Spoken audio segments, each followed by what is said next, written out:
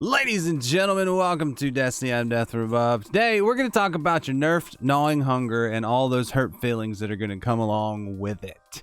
That's right. I'm going to tell you what you should be using instead of that gun that's about to get taken away. Your toy's about to go away. So let's take a look at the Destiny 2 Season of Arrivals FTW pack, the For the Win loadout. What you would do is you'd get your nice gnawing hunger with Rampage. You'd get your mountaintop and you'd get your falling guillotine and you would go to town and you would just win. That's how you would do it. Well, they've announced nerfs for all of these items in the upcoming patch for Beyond Light. I wanted to take a look at some of your options going forward to replace that nerfed gnawing hunger. Maybe even talk about some of these energy slots, some of these heavy slots. You know, what other options you have there. But I think there's a lot of good things going into Beyond Light that you can take with you and rely on to still be really, really awesome. So, this is how you're going to replace it. First, guys, don't forget to hit that like button. I'm trying to do some things, trying to make a run.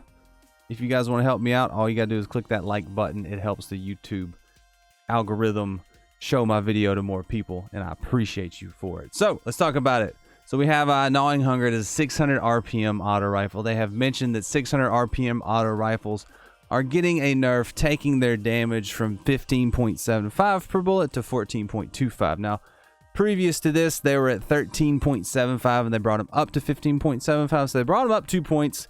They're taking it down 1.5 points to where it's only a half a point increase from what it was. Now, they didn't used to be dominant at all. It used to be hand cannons in PvP.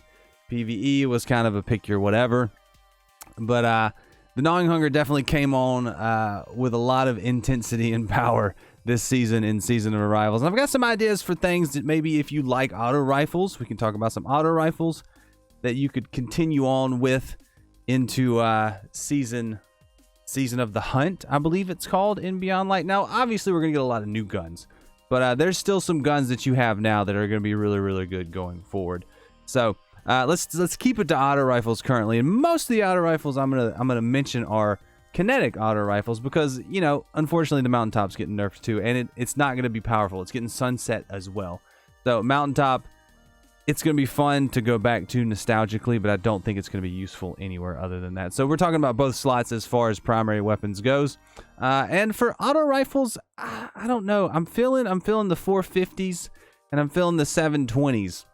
I think they might come up to the Gnawing Hunger's level, and who knows, they may throw some more patch notes at us. But right now, you still got some time in Season of Arrivals to farm out a really, really good False Promises. I've got a good PvE, I've got a good PvP version.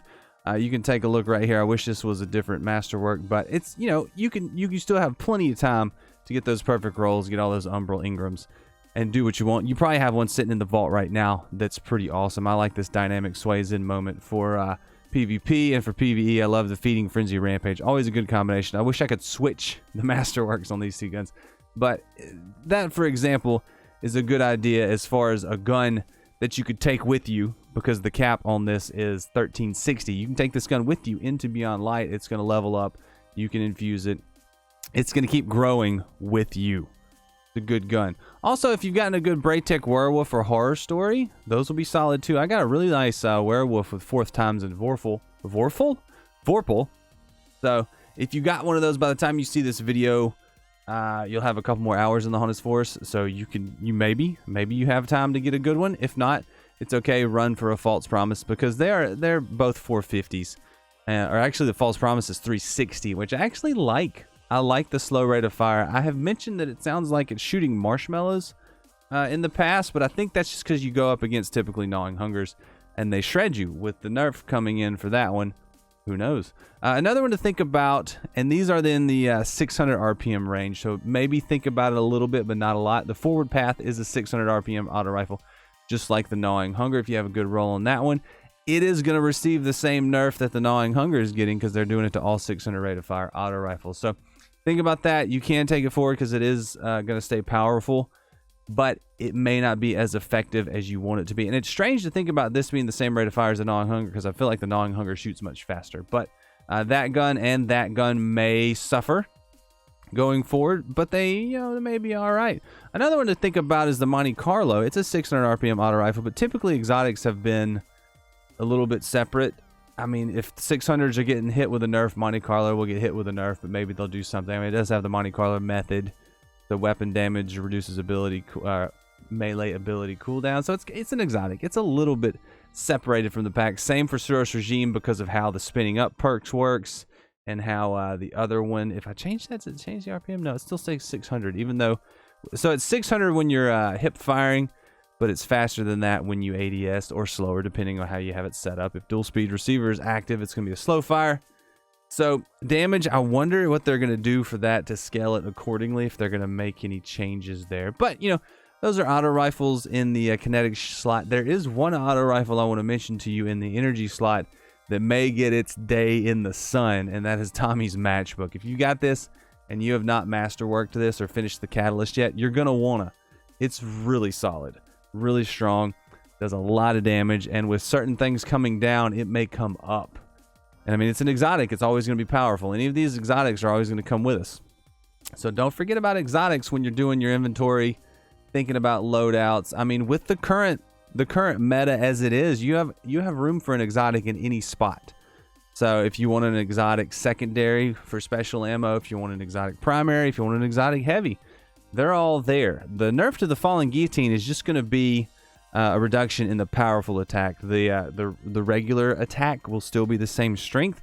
And I'm thinking what's going to happen is, they did mention Fallen Guillotine is going to stay maybe top tier sword, but maybe you'll have opportunity to run a different sword. Like, I really like running this just in case. I don't know why, it makes me feel like a pirate, and I like that. So I think that one's getting sunset though. Womp womp. Yeah, it is.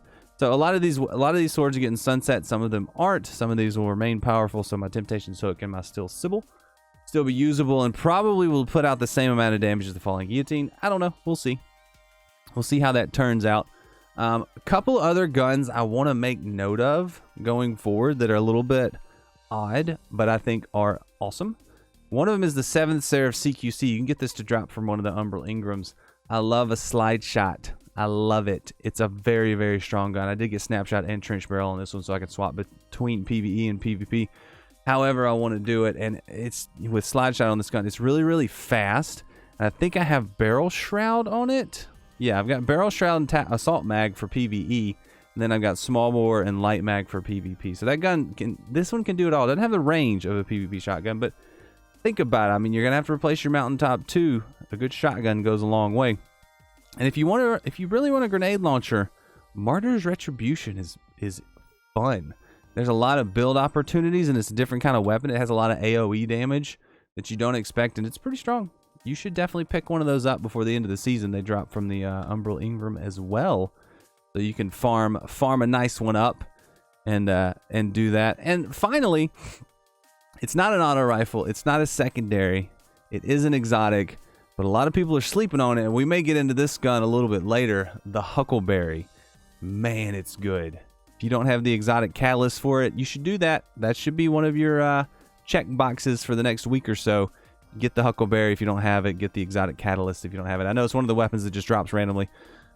But if you don't have one, or if you haven't finished the catalyst, I would recommend you do that. That is a good gun. More on that later. You can tell I've enjoyed it a little bit. Oh, do I have any ornaments? Always a good question. Yeah. Oh, why do I not have the red ornament? That's the best. I'm going to equip that right now just because I want to look at it. Delicious. So like I said, it's not an auto rifle. It doesn't have the range of the Gnawing Hunger, but it definitely has the power and the perk synergy with the Rampage and the Bull Rider. So as you get kills, it reloads the full mag if you have got the catalyst complete. Very, very good, especially for doing PvE activities. I really, really like it. Last gun I'm going to mention is a gun that I have hated since the beginning of the season, but I think with scout rifle buffs incoming, which scout rifles are going to have increase to how much each point of the aim assist stat widens the aim assist cone. So at maximum, the cone is going to be now 15% wider, which I think is going to make a big difference on how scout rifles feel. They're going to feel like they hit, and they hopefully are going to get pretty good. So I'm going to recommend a good night watch or any other scout rifle that you may choose. I remember in D1 when scout rifles were awesome. I loved scout rifles. I want them back. I want them back to their previous glory. Maybe Season of the Hunt and Beyond Light is it. farm up a nice watch with subsistence, rampage, multi-kill clip, whatever you like on it. I have god roll guides for all of these guns if you're curious. I'll try to remember to link all of them in the description if you want to check up on what I think are the good rolls on each one of these weapons and what you can farm for currently. It'll be a good time.